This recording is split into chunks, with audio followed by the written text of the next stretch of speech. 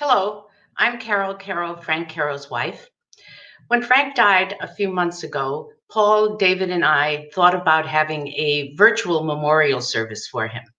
However, then we realized it would be almost impossible to find a time when we could gather all our friends, relatives, colleagues who are scattered around the world.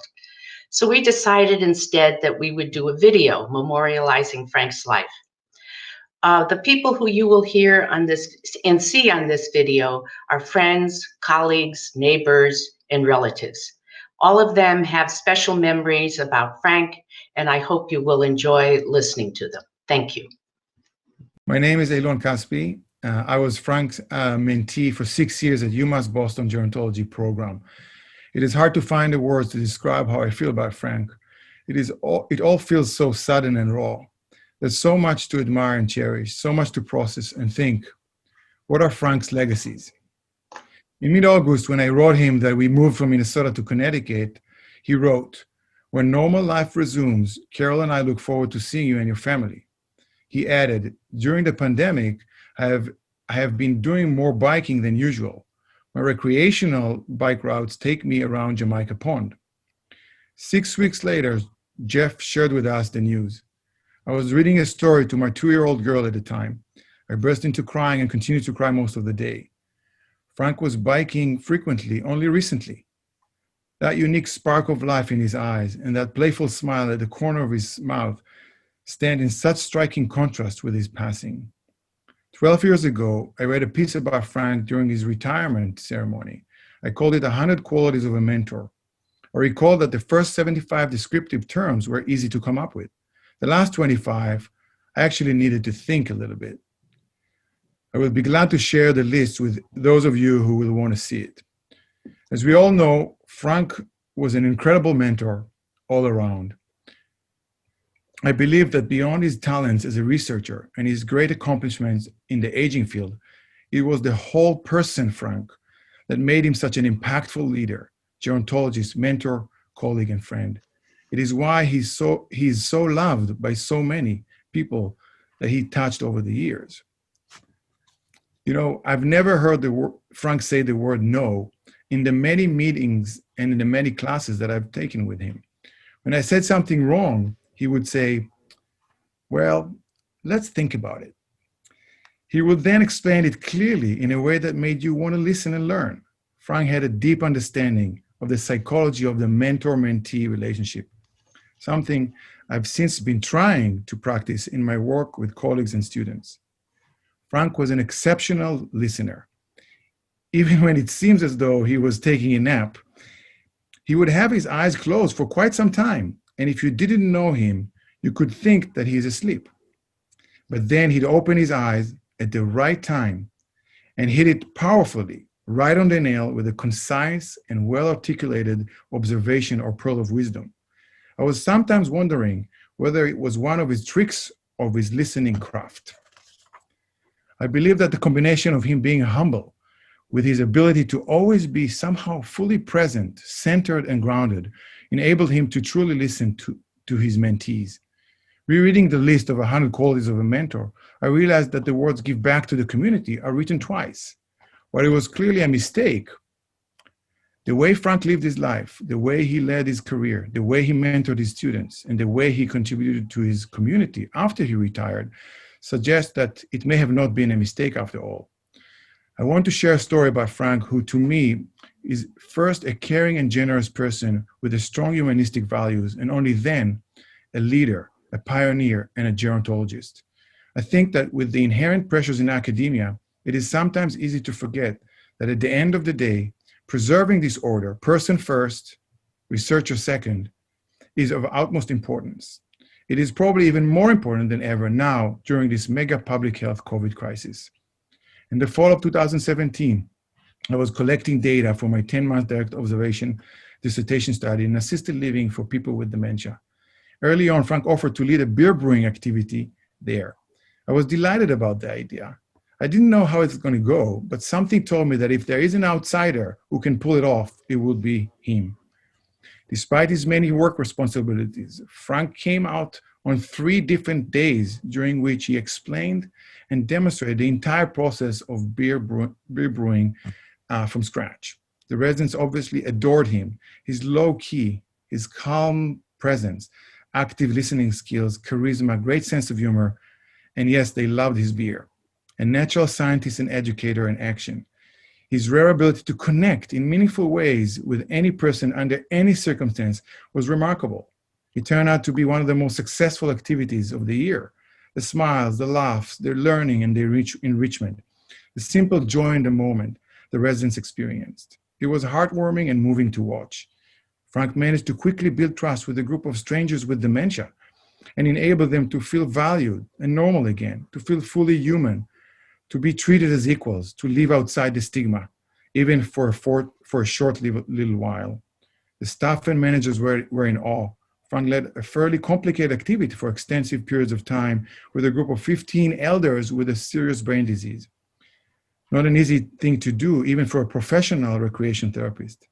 I may never know, but it may have also been Frank's creative, informal, and non-threatening way to gain access to the care home and have a more grounded sense of the setting where I collected the data for my study, so that he could advise me in this process even better. Humble, gentle but direct, powerful, determined, extremely wise, emotionally intelligent, pragmatic, caring, loving, and generous person. That is how I'll remember Frank. A role model on how to try and be a better person, a whole person researcher and colleague. Frank no doubt left us many legacies. This, perhaps, is one of them. He will forever have a dear place in my heart. I'm Jim, Frank's older brother. Let me tell you a little bit about Frank's family and his early years. Frank was born in Milwaukee, Wisconsin in 1936 during the midst of the Great Depression. He was the second oldest in a family of 4 children, 2 boys and 2 girls. The 2 boys were the oldest. Our parents were first-generation Americans who emigrated from Germany. Our dad, who had been raised and educated, came to the United States in approximately 1920 after graduating from university with a degree in mechanical engineering. He joined a lot of other German engineers who had come to Milwaukee. Our mother came in the early 1930s. Except for kindergarten, Frank had a Catholic education. He attended Marquette University High School and Marquette University, both Jesuit schools. He was an outstanding student throughout. As I recall, he suffered only 1 B. While at Marquette, he coined a motivational slogan, sincerity, efficiency, and restraint. And while he used this to urge others on, it really typified his personal operating approach through life. At least I think it did. Sincerity, efficiency, and restraint. During our youth, Frank and I were very close. We had a passion for sports, with particular interest in seasonal sports such as baseball, basketball, and football. During the mid-grade school years, we played a lot of limited-scale softball in the family backyard. During that time, we became aware of professional baseball. We followed Milwaukee's minor league team. And by the time the Braves came to Milwaukee in the early 1950s, we were very knowledgeable baseball fans.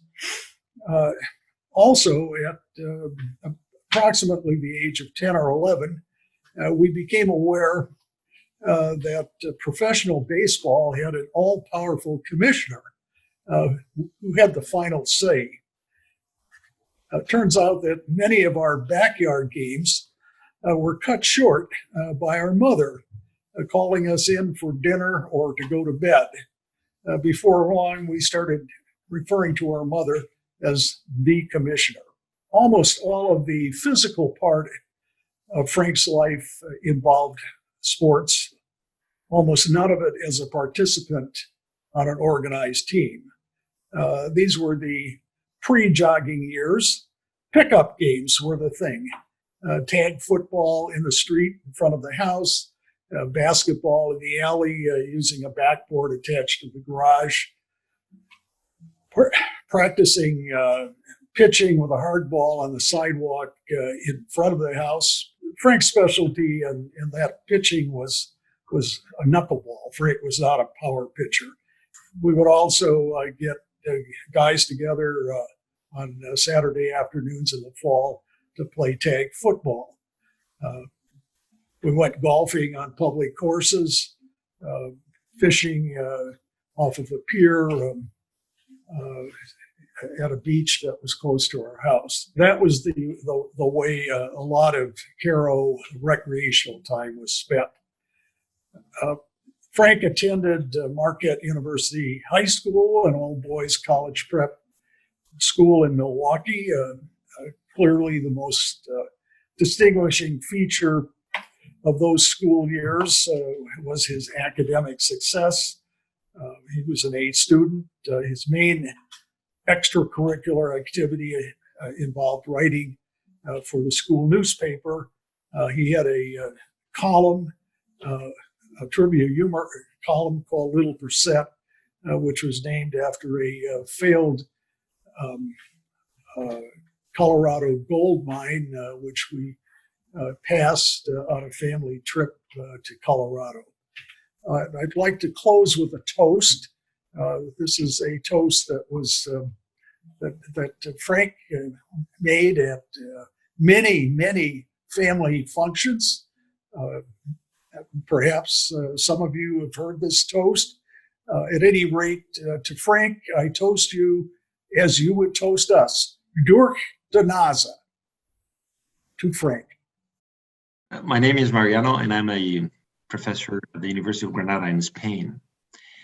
And I'm here to honor Frank and to share something that maybe some of you know, some of you may be that you don't know, but I really feel the need to express that as a friend, as a mentor, and as a colleague, Frank has been for me a source of inspiration. It is now 23 years that I met him. Initially, I got in touch with Frank because of scholarly interest, but in these past 23 years, this interest included more and more a personal connection for three reasons. Number one, Frank, for me, has been a mentor. It has been through him that I was able to do my own path around productive aging. And it was thanks to Frank that I was able to introduce productive aging in my country and in my scholarly work. And that I acknowledge, and the way that Frank mentored me made a significant impact in my career. Then Frank, for me, was a model of what I would refer to as an engaged scholar, someone not only doing research and doing thinking, but just acting, and with this ongoing sense of connection between what he was thinking and writing and what he was doing. And then Frank became a friend and became a friend with Caro. I remember one of the emails that I shared with him and announcing that I was about to visit Boston again. And he said, and I quote, "You know, Mariano, we usually pick up friends at the airport when they arrive. So you are a friend, and I'll pick you up." So that was the way that he and Caro were treating friends, and they made me feel like a friend. And every time I visited, their home was for me, and it's still, as far as Caro is there, a kind of island of culture and cultivation. I've learned a lot from them. Finally, Frank was a man with whom conversations slowed my life down in a positive way. Frank taught me to enjoy silence when talking to someone, taught me to enjoy listening while thinking. But above all, he taught me to get involved. So the work that I do today in Spain, my teaching, my research, my involvement in the community has to acknowledge that comes to a great extent from Frank, his inspiration, his support, and his friendship. I'll miss him a lot, and I'm very proud to consider myself a friend of Frank. I'm MaryAnn Marshall, and I've known Frank and Carol since they first moved to the neighborhood. They became active in community affairs very quickly. Both of their children were in the public schools, and Carol became a school board member, and Frank was became active in local politics, and he became a village trustee. We live next to the Hudson and right next to Metro North. Frank walked to the station going to work in New York. And as we had, two of our children were very close in age to Paul and David, we spent many holidays together. We went to movies on New Year's Eve, and around Christmas time, Frank had other talents. He was a great baker. He made Christmas stollen. That was my favorite. I had never had homemade stollen, and he was very generous to always make one for me. Another thing that he did was that he made a rather spectacular gingerbread house that was constructed in a way that was kind of ingenious. He showed me how he did it. And after that, I was able to make one as well. And it seemed that Frank always had a lot of hobbies that were the gardening and the baking, and then eventually pottery, all that involved sharing with other people. And he was just very, very generous in everything that he did. So I asked my children what they remembered about Frank. And Jim told me what he remembered was going to CCD classes on Friday night. And that Frank he remembered him as that he had a very humanistic approach with more discussion than teaching. Didn't remember pretty much what went on, but he did remember that he enjoyed it a lot. He was really impressed with Frank's interest in plants. Frank showed Paul and Jim how to grow gourds with a little grow light in Paul's bedroom, and he also played football with them in Peabody Field.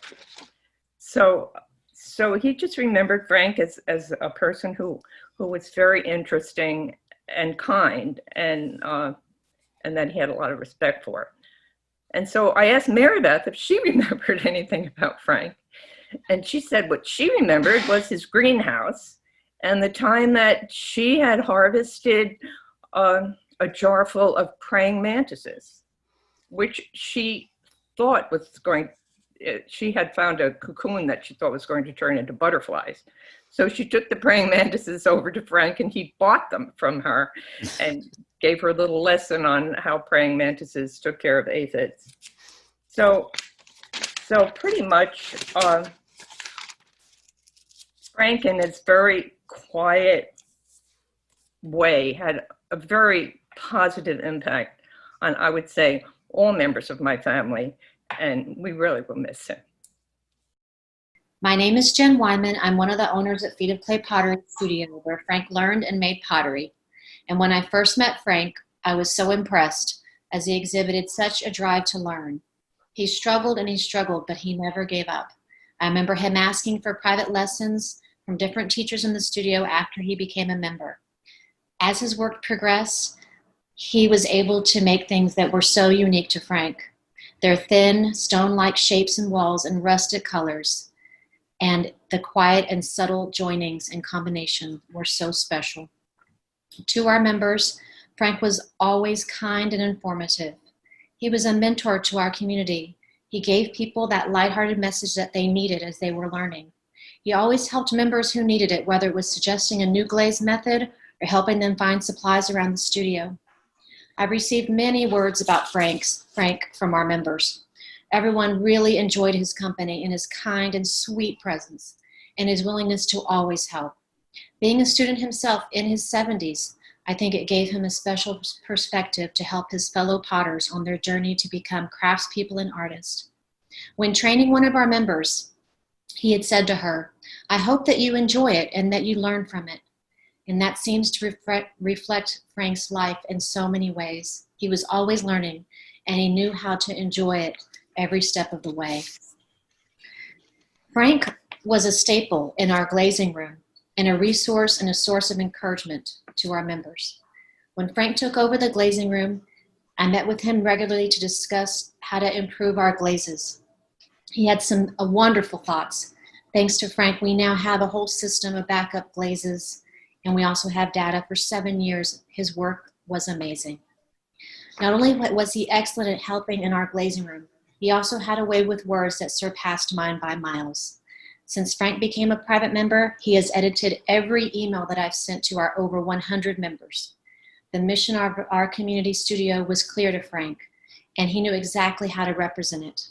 I would send the drafts to Frank, and within a few hours there would be edits. His writing was eloquent and clear. It was no surprise that during the pandemic, when we digitized our records, we discovered that after 7 years, he was 116 hours over his volunteer requirement.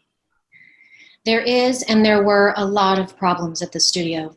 With over 100 members, things are always going wrong.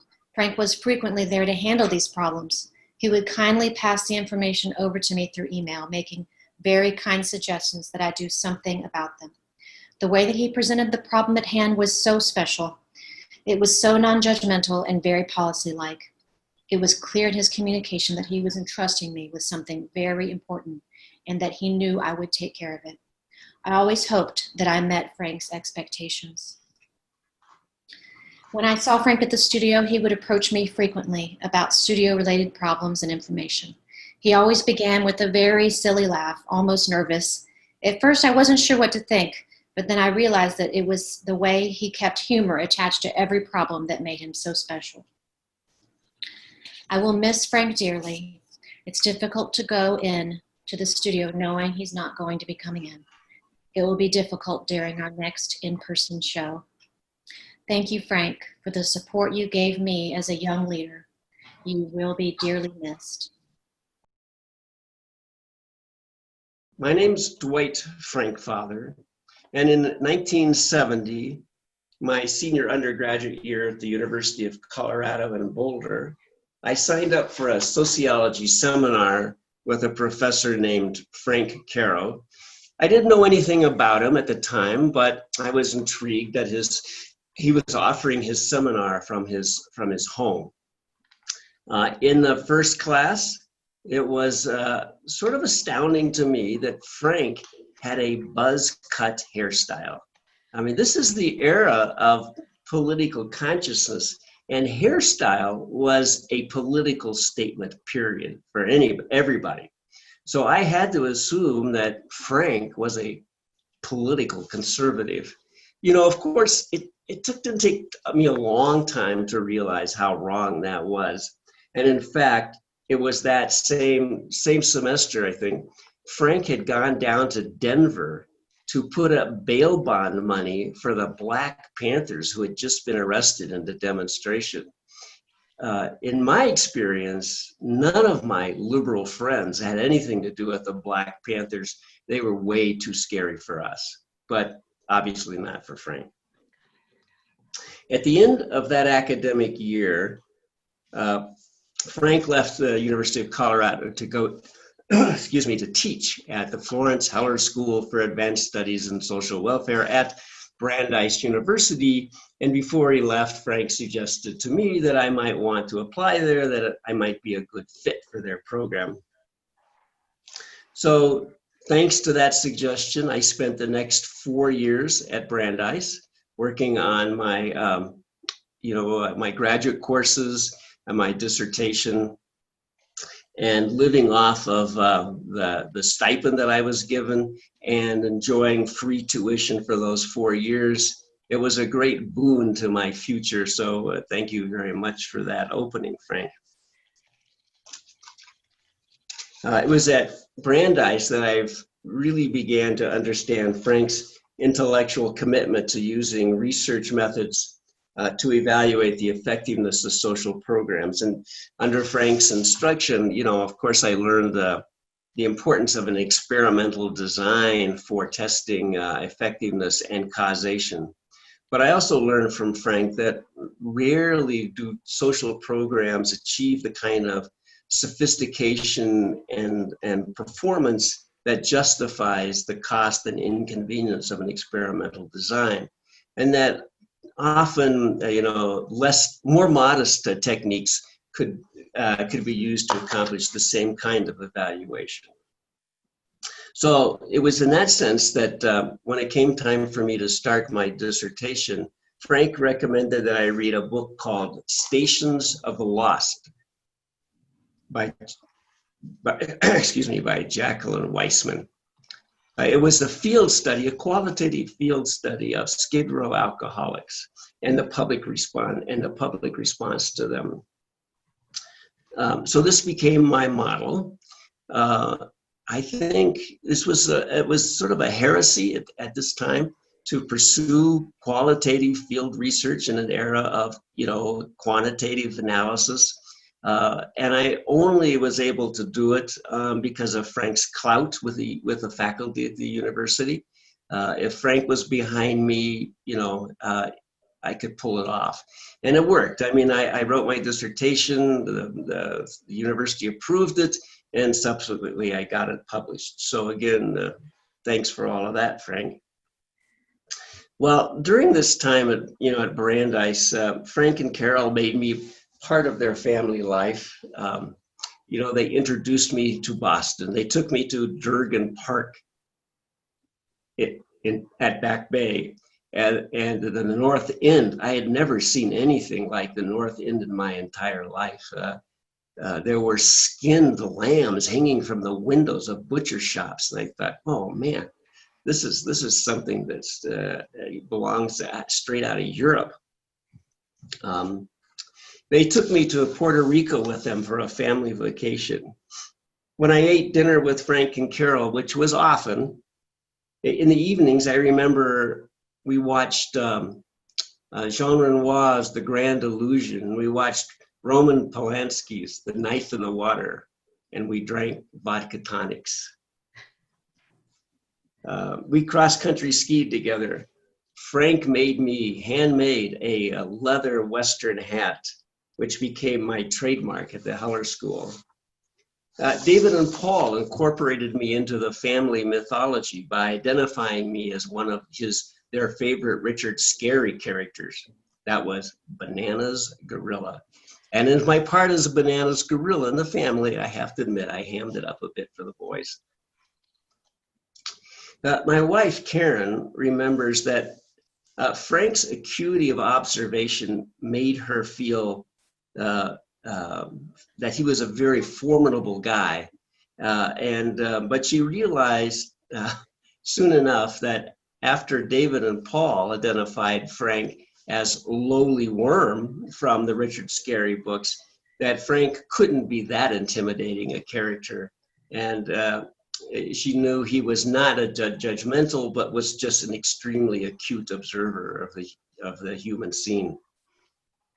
She says, Frank always made me want to be less glib and more considered in articulating my opinions when I was around him. Yeah, my last year at Brandeis, Frank took a job at Community Service Society in New York. It was a decade late, but to their credit, Community Service Society had finally discovered poverty in 1975. And the organization was well enough endowed that they could invest their money in innovative programs and in program evaluation. So this was a great opportunity for Frank to put his ideas into practice. And he began to administer a research and evaluation office with about a dozen people in it. Unfortunately, for Frank and the rest of us in this evaluation office, there was limited support from the board and from the longtime staff of the institution, of the organization. There was a sense that innovation and program evaluation was just too disruptive for them to put up with. The resulting turmoil caused the board to hire outside auditors to come in and make recommendations to, so that they could fix their problems. The auditors concluded that Frank's research group was the best run department in the organization and that he should take over the society. Well, we all got a big laugh out of that. The alignment among the powers on the board and the staff was such that such a thing could never happen. At this time, our son was born in a hospital not far from Frank and Carol's house in North Tarrytown. And Vidrik was only 1 hour old when Frank came over to the hospital to be his first visitor. So Frank was there when the nurses told us that dinner was over and it was too bad the mother was hungry. She'd just have to wait for breakfast in the morning. As a joke, really, Frank said, that he could run back to the house and make a sandwich and bring it back. The nurses thought that was a great idea, and Frank thought it was really silly. But he did it, and Karen had Frank's sandwich for dinner. After 3 years of working with Frank at the CSS, I had enough of a track record to be offered a job teaching at a university in Chicago. And I taught there for 10 years, constantly relying on Frank for advice and direction. And so we stayed in very close professional contact. But after those 10 years, I made a career change, and that brought to really an end to my 17 years of professional collaboration with Frank. Of course, our personal relationships continued. I remember Frank in his Gisneriad period. Frank, an avid gardener, had begun to propagate Gisneriad flowers. And his house, I should say, and there are 3,500 species of Gisneriads to cultivate.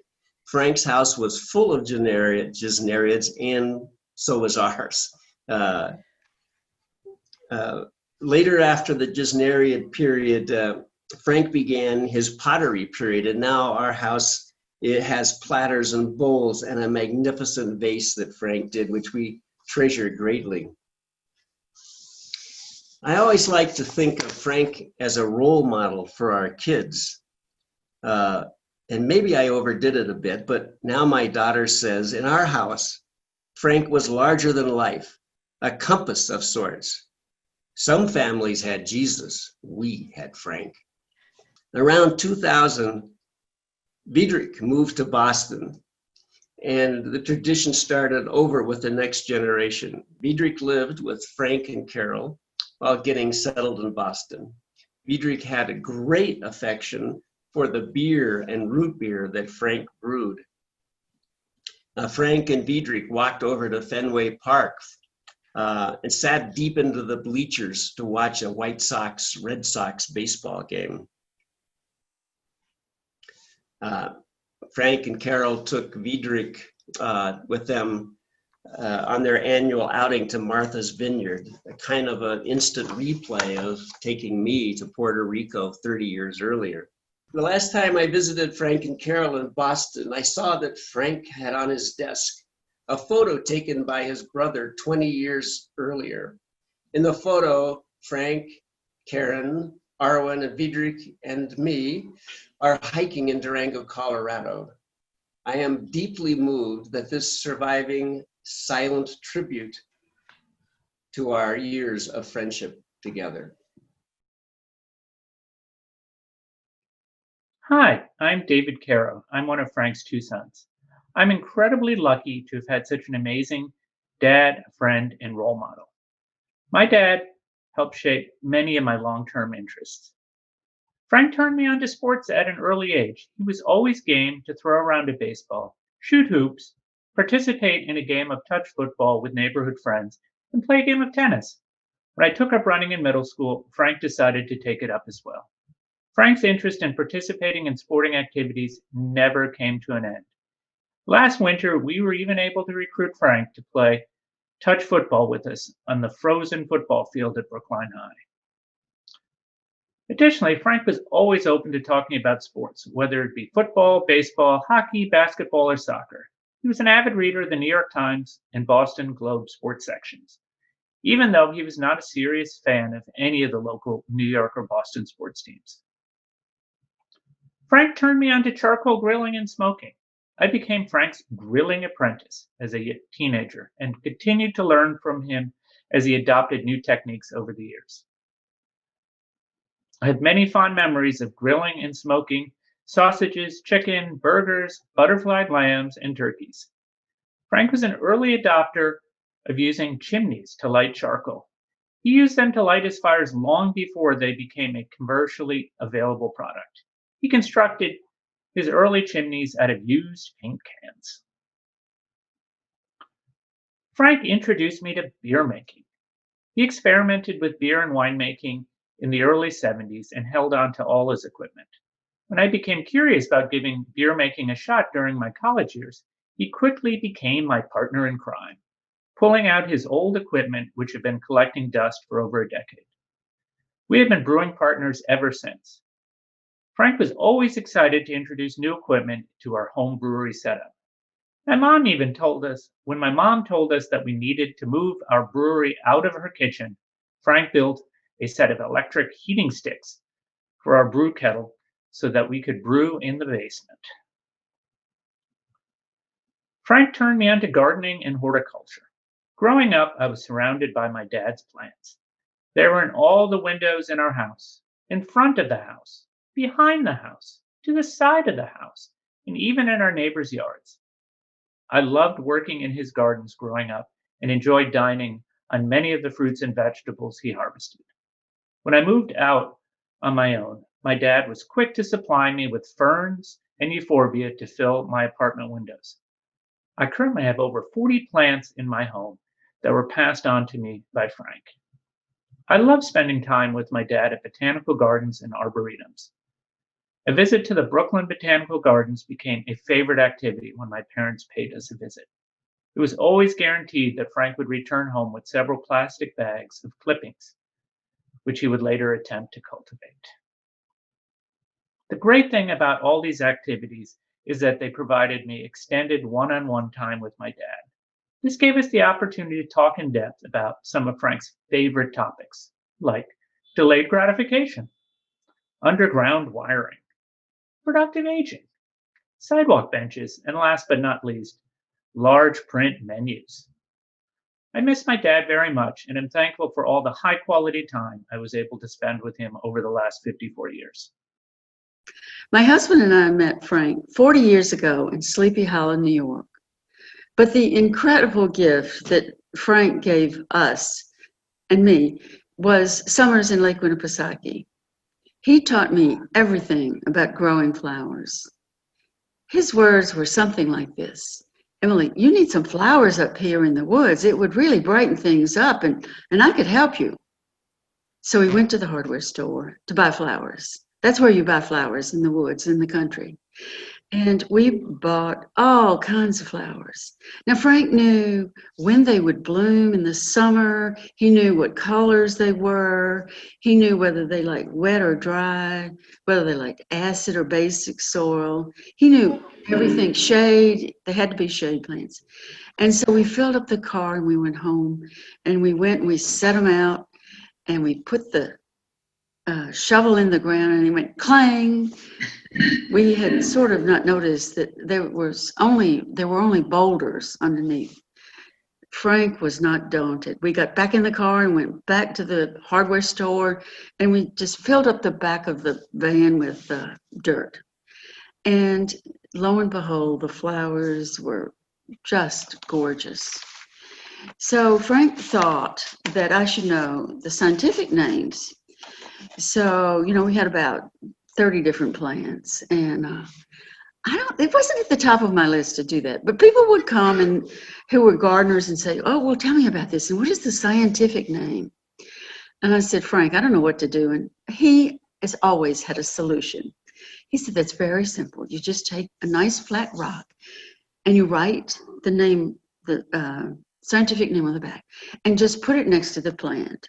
And then when they ask you, you just sort of nonchalantly lift it up and read the name and put it back, and they'll never know." And that has worked for years.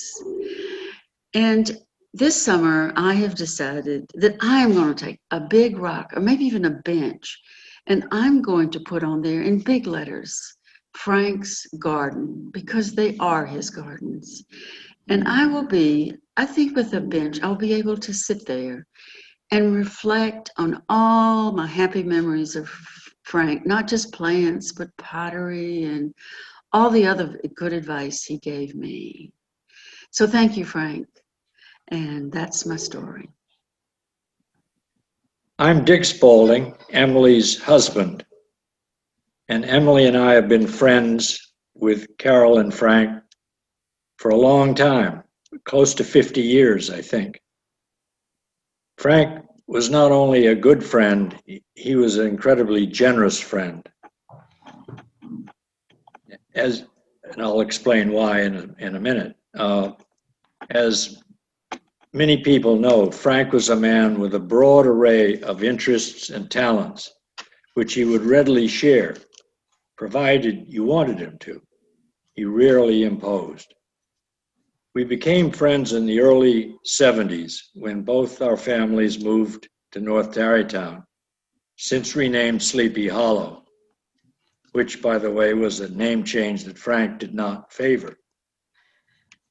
That's just an aside. I never understood quite what his reasoning was. I always liked the idea. But when Frank and Carol moved to Brookline, Emilie and I were able to stay in touch, in part by getting them to make summer visits to our place on Lake Winnipesaukee. Those visits became an annual summer highlight for Emilie and me. On those occasions, the generosity of their friendship became readily available. We came to count on it. Invariably, they arrived within 30 minutes of their intended ETA with a pair of kayaks on the roof and a trunk full of all sorts of good things, abundant garden vegetables, and a variety of other non-edibles.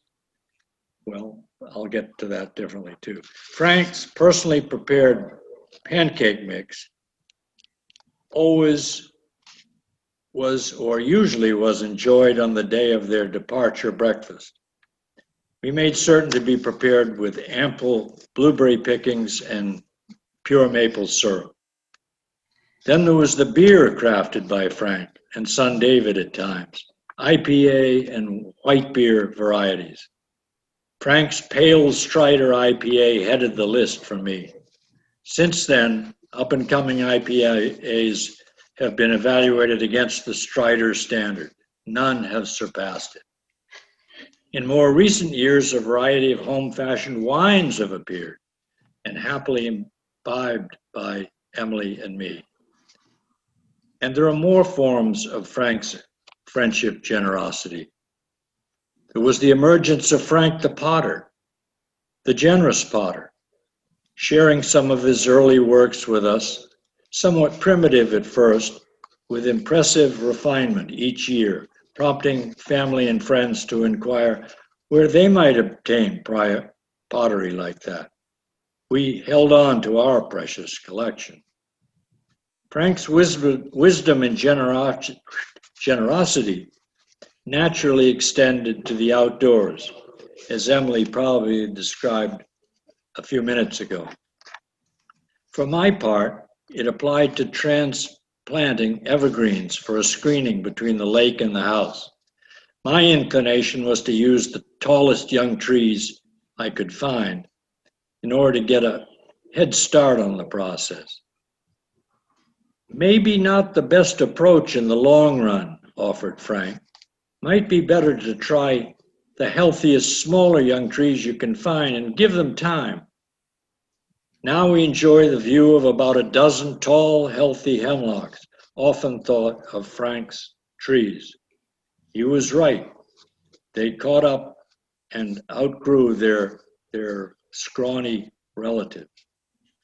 Also in the outdoors, Frank was almost invariably game for a variety of outings: mountain climbing, kayaking, and sailing, which I particularly appreciated, because when conditions were not particularly friendly, it was not so easy to round up a crew. But Frank was always game for a sail. Things went a bit out of control on a few occasions, which Frank regarded as learning experiences. Those are tales for another time. And of course, one cannot forget Frank the swimmer. Without fail each summer, he would take a long and patient swim down the shore and back, probably close to a mile. Another aspect of the generosity was their ever readiness to recommend books and films they had enjoyed since we last saw them. Carol never missed the target with her must-read books, while Frank brought little-known European directors and their films to our attention. In brief, there are other happy memories: Red Sox games, Sam Adams Brewery tour, and the RBB runs in North Tarrytown/Pecanico. Frank was a learned and wise man, and a most caring and generous friend. We, along with a great many others, were fortunate to have a friend for so many years. Hi, my name is Jeff Burr. I'm a professor of gerontology at UMass Boston and chair of the gerontology department. I'm honored today that Carol asked me to participate in the memorial service for Frank. I'm partly reflecting on Frank as one of his professional colleagues, but also, of course, as a friend. Back in 1999, Frank recruited my wife, Jenn Muchler, and me to be faculty members at the University of Massachusetts Boston campus. Our longtime friend, Mike, who worked at the university at the time, actually was the one who told us about these jobs. We did not know about them before he reached out to us. Mike, it turns out, knew very little about the gerontology department, even though he worked on the campus. But he knew and he respected Frank, and he said on that basis, we should definitely consider the position. Our friend, as you know, is a good judge of character. Frank was a practical guy. When we were looking for housing in the Boston area after we accepted these jobs, we asked Frank for some advice. Where should we live? He was very clear. He said we should live south of the city. He told us if we moved north, we'd have to drive through the Big Dig every day for 10 years just to get to work. If we moved west of the city, the sun would be in our eyes in both directions during our commute. If we moved east of Boston, well, that wasn't really an option, of course. So we ended up south. We lived in Duxbury. We still live in Duxbury. Frank was not only a colleague and a friend of mine, but he was also a mentor to me. He helped me understand how to be a university administrator, both through providing me with sage advice, but also acting as a role model. He showed me the ropes, and he helped me understand what it meant to work as an administrator in a large, bureaucratically organized university. It's not all roses working in a large university, of course. From time to time, Frank would get frustrated with the bureaucracy, and he was known to say about the campus, if idiots could fly, this would be an airport. Of course, he wasn't speaking about all UMB employees, just a select few. His wit was legendary around our department and across the university. After being at the university for a while, I remember reading a document. It was a recent in-depth self-study of the department that was written by an external team of experts in the field. They had just completed a site visit. This all happened just before we moved to the Boston area. The external review team was praising Frank for the amazing job that he had done, both as a researcher and a teacher, while also directing the PhD program and at the same time serving as director of the Gerontology Institute. This was a very heavy burden, I'm sure, to carry all of these positions at the same time, but Frank did it so well. The document concluded that Frank was the ultimate scholar administrator. Looking back at Frank's career, I really could not agree more with the review team. Frank had a special place in his heart for our students. He enjoyed working with students. He was what we call in our business a student-centered researcher. This is not as common as you might think in our business, and it is high praise for Frank. One of my favorite memories of Frank was what I call Christmas beer. As you know, Frank was an artisan brewer. Just before every Christmas prank, Frank would bring us a six-pack or two of his homemade beer. This was a joyous occasion in our department. This became an indispensable ritual for our group. I always look forward to receiving my Christmas beer gift from Frank.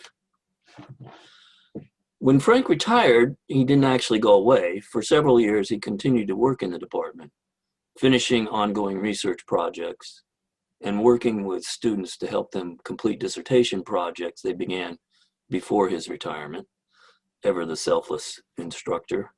And he generally just kept pace with what was going on in the world of gerontology.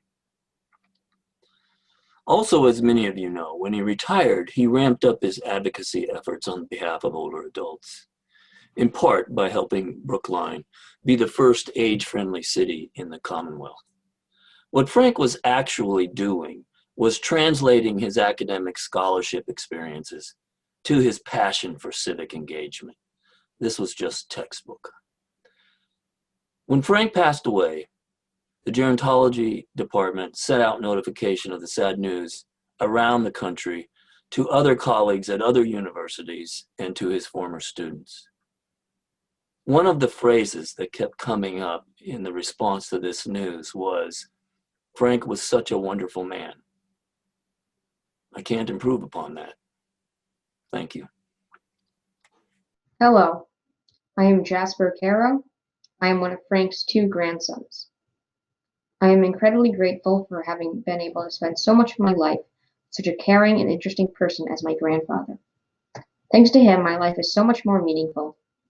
Together, we had tons of fantastic memories, which I still remember to this day. My grandfather was a strong ping pong player. Despite him being much older than I am, he was able to hold his own against me in a match. Last year, when I was with him and my grandmother for Christmas, he was incredibly enthusiastic about playing ping pong with my brother and I, as well as with my parents. This past summer, when I stayed with my grandparents for 2 weeks, we played more ping pong. The memories of hitting the ball back and forth, poking under chairs to get the ball, and going up and down the stairs to the basement will be with me for a very long time. My grandfather was an incredibly well-read person. Whenever he had downtime, it seemed like he was reading a book or the news. He was always up to date on what was going on in the world. He also had a very in-depth understanding of politics. I often enjoyed talking about the election, current bills that were going through the House, and policies that I liked with him. I remember discussing presidential candidates with him during primary season as a very fond memory of mine, as one of the first in-depth political conversations I had ever had. My grandfather was very fond of making pottery. Throughout his life, he likely created hundreds, if not thousands, of plates, bowls, cups, and dishes.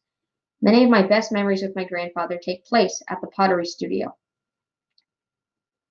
Together, we made tons of cool clay sculptures that I fondly keep all over my room. I will miss driving to the pottery studio with my grandfather and bringing my ideas to life with him. My grandfather was not only interested in the nuances of politics, he actively participated in it. For many years, he was a member of Brookline's town meeting and helped to add great improvements to the town.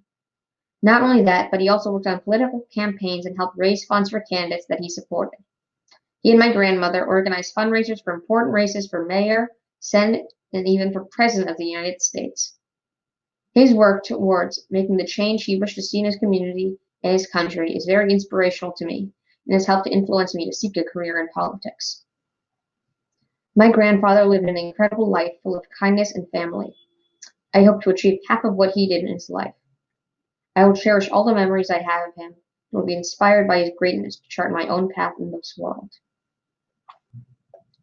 Hello, my name is Bennett Caro. I'm one of the grandchildren of Frank Caro. Today I'm going to be playing one of his favorite songs called Allegro. I hope you enjoy.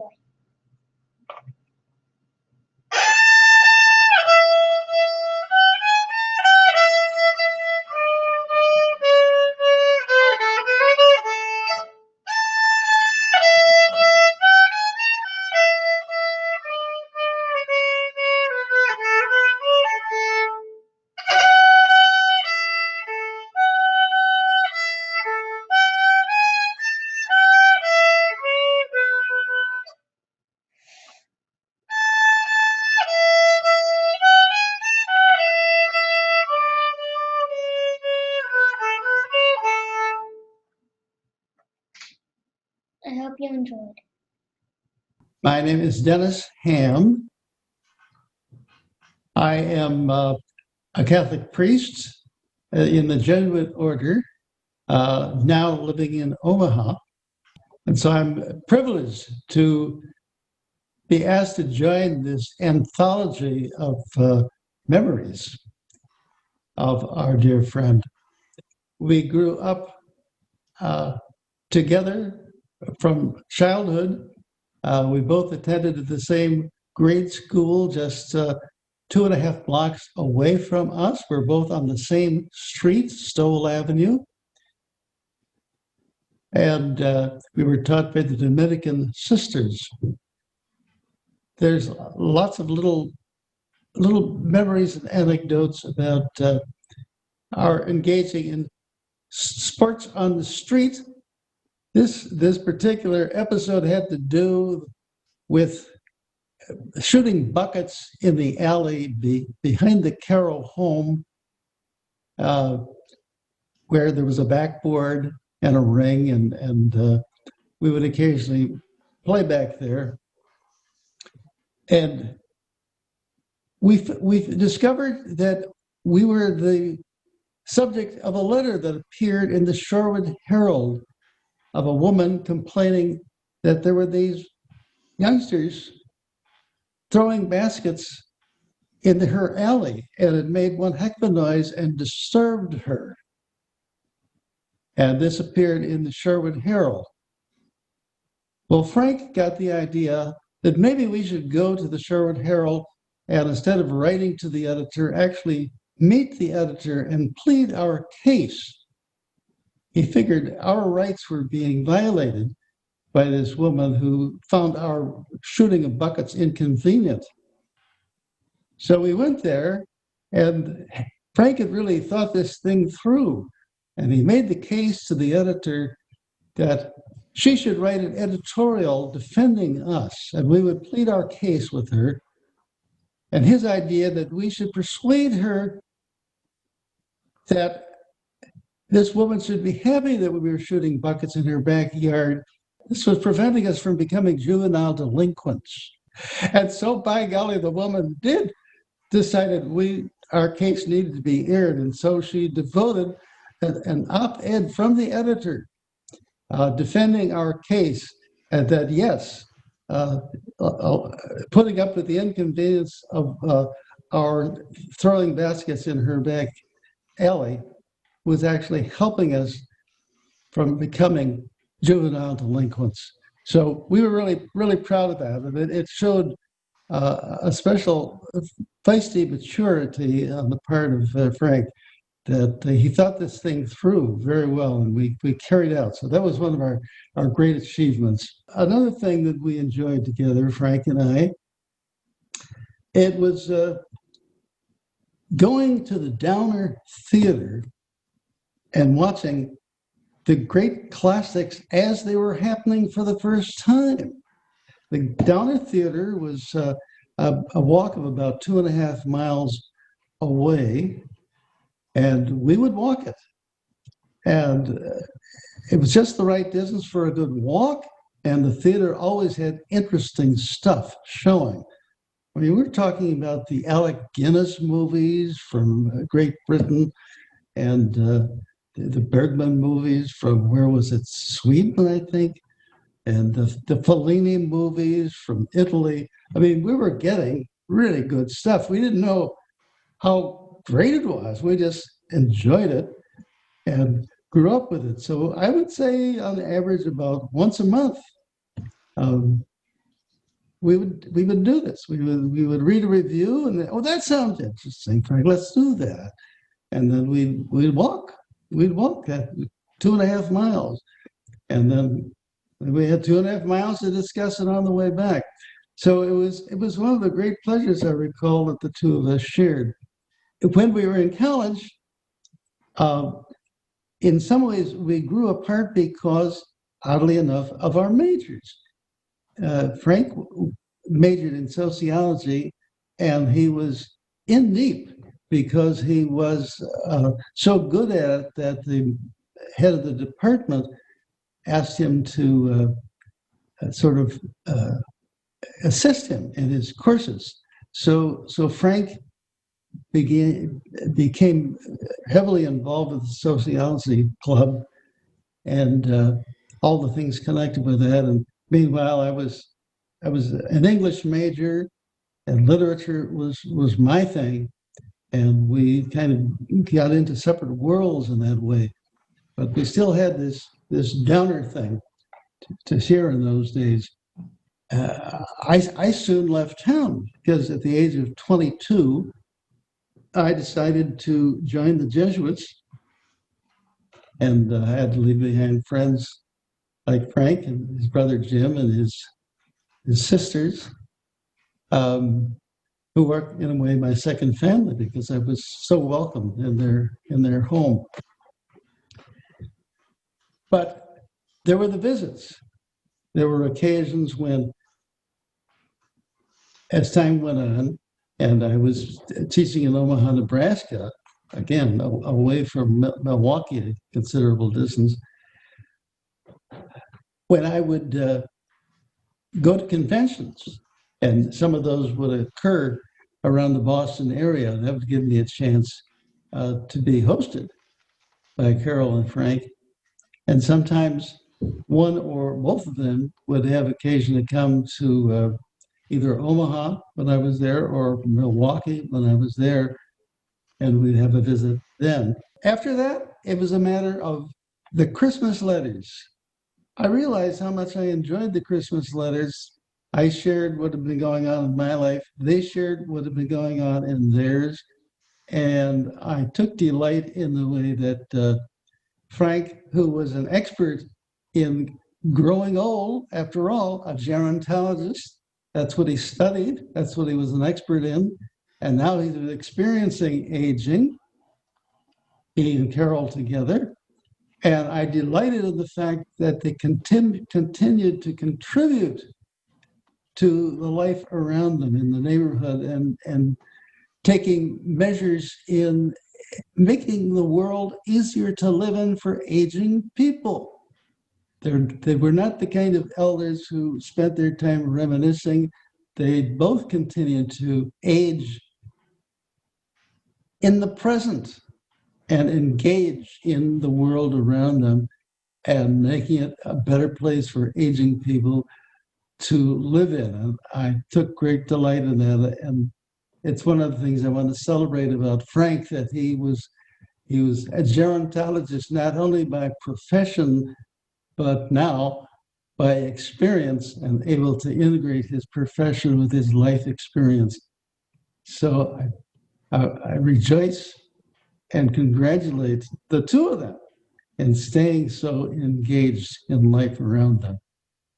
Hi, I'm John Shreffler, and I'm a friend of Frank's through Hall's Pond, and currently serving to fill the gap he left as acting co-president, interim co-president. I'm a green space person, and I'm deeply involved with Hall's Pond. And after I got involved in town meetings several years back, I decided to deepen my involvement. And my colleague, Linda Pelkey, told me that the volunteer group at Hall's Pond was the thing to investigate, which I had never thought of, and I did. When I showed up, Frank welcomed me. It was amazing to see. We worked together during the better part of a community day, and after that I was hooked and worked with him regularly on the volunteer session. One thing leads to the other, and he encouraged me to stand for the board, and I got elected.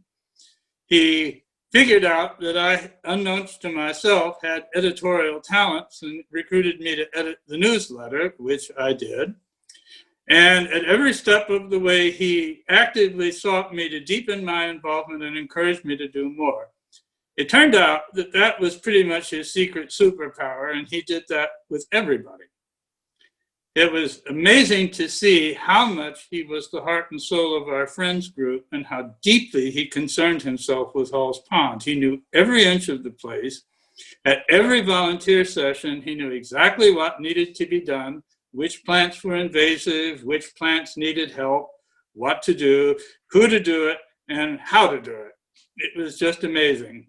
It turned out that that was his involvement with the entire friends group. He was the beating heart of the group, kept the group together, kept the morale together, made sure that things happened on time, on schedule, in a proper fashion. He had an enormous impact on our group, and one which we're having a very hard time replacing, of course, because you can't replace a person with that skill set and that kind of magic personality. After he passed, the board and I and Bob Schramm got together, and Bob and I stepped in to be co-presidents. We're not filling the gap, but we are replacing the slot, and the group's continuing. As I was in the process of doing that, I was editing the newsletter, and I got Bob to write a piece memorializing Frank's involvement with our group. I didn't feel competent to do it myself. Bob's known him a lot longer. And I'm going to close by reading the last bit of what he said, because it's actually much better than I can say, and it pretty much sums up the case. What was his secret? Frank simply did everything he could. He never stopped trying to make our world a better place, step by step by step. Our world would be a paradise if all of us did simply all we're capable of doing, if we never stopped trying to do good things. If we could follow Frank's selfless example. Hall's Pond Sanctuary had a special place in Frank's heart, even if it was just one of the many projects where he applied his energy. This is where he really got his hands dirty, literally and figuratively. For years and years, it was Frank who organized and led the volunteer maintenance crew who lovingly tend to the sanctuary. It was Frank who energized us all to publish our newsletter, organize our many community days, keep our website relevant, lobby the town for support and funding, and to help make all of Brookline aware of our hidden gem. Frank continues to inspire us. That says it better than I can. We're carrying on as our Hall's Pond friend founder, Joe Albrecht, would have us do, and as Frank would want us to do, but we miss him. Dear Frank, I have never written you a letter. This one shall reach you on a higher plane. I want to thank you. I want to thank you for making our family part of your community garden when we first moved from California to Phillips Manor some 45 years ago. It was a rough transition, but meeting you and Carol sweetens the move. I'm still in awe of your green and brown thumbs. You knew exactly where to plant the tomatoes in the Picard swampy land down the street.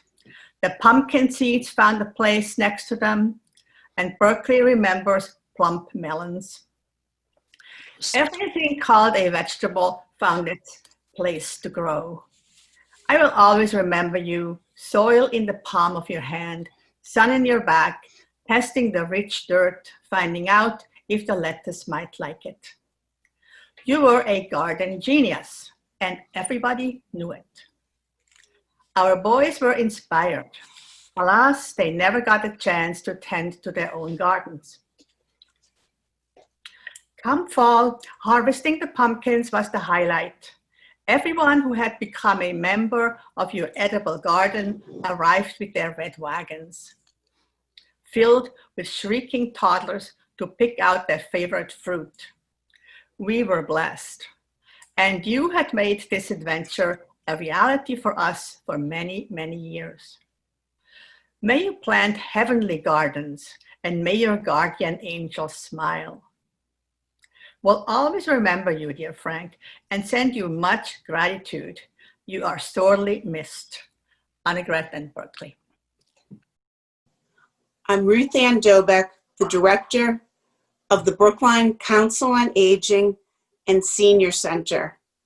I have had the distinct privilege and honor of working with Frank Caro very closely for the last 10 years. Frank took his rigorous scholarship, expertise in gerontology, his belief that retirement should be active and engaged, and a dedication to advocacy and activism, and worked very closely with me to make Brookline a better place for all, and especially for our older adults. We were very proud of our accomplishments. Together, we co-led the Brookline Community Aging Network and the Brookline City and Town Initiative. Our accomplishments and successes were many.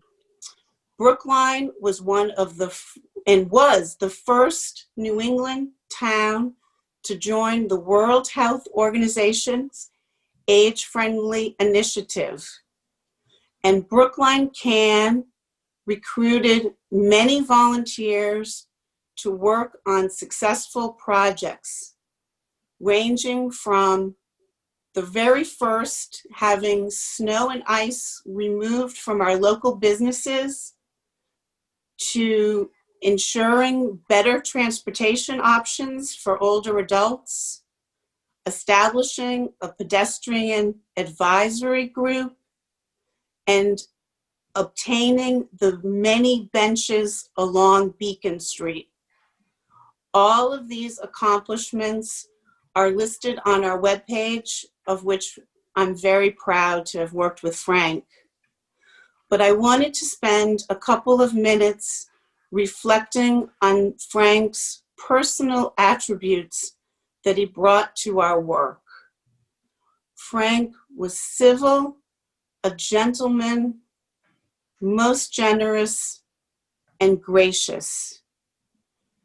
In today's political climate, it's not often that when someone disagrees, especially with like Frank, who has very strong opinions, but was always respectful and treated everyone with dignity.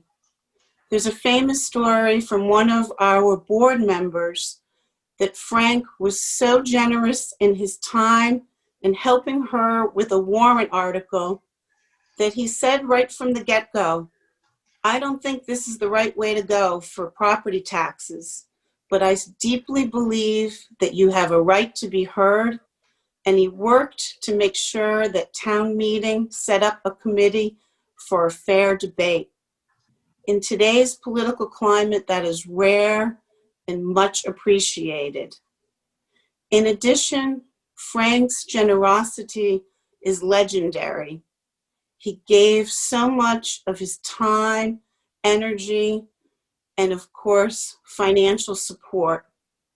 We were all benefited from his avid gardening, where he planted so many trees and bushes and took care of the flowers at the Coolidge Corner Library, Hall's Pond, and even the Beacon Street train tracks. I personally was gifted with Frank's generosity around his pottery. He took up his hobby and became an avid potter. He was famous for his French butter dishes, and he donated all his proceeds to the Senior Center and Brookline Can. Many of us toast him each morning with our French butter dishes and coffee mugs. And most of all, I appreciated Frank's graciousness. By his graciousness, I mean that Frank had a deep appreciation for which everyone was donating their time and energy. If we had an event, he treated the janitorial staff with such appreciation for setting up the room and cleaning it late into the evening. He was kind to our admin staff for their answering the phones and registering. And he clearly gave support to our program manager, who made sure that every program ran smoothly. And most of all, I will always remember Frank's generous spirit for Carol, his beloved wife. Frank was her biggest fan. If you needed a new committee member or volunteer, Frank would say, ask Carol. She's the one who knows everyone in town. If you had a political situation that you wanted some advocacy, Frank was the first to say, get Carol's opinion. She's the one who knows how to run community activism and advocacy. And if you needed a flyer or a communication or an email sent, Frank was always sure to say, Carol's the team member to do that. It is these attributes that will sustain my work in a personal way, and of course, his expertise in the field of gerontology will sustain our programs and services for the years ahead. Thank you. Hi, this is Paul Caro, Frank Caro's other son. I want to thank you so much for joining us and viewing this program. It's been a incredible journey working on this, compiling all the clips. And I really want to thank all the participants who's kind of shared their memories of my father.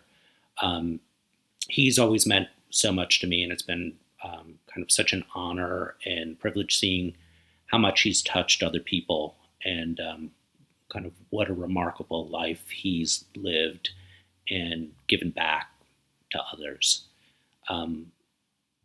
We're going to end the program today with a slideshow of images from throughout his life.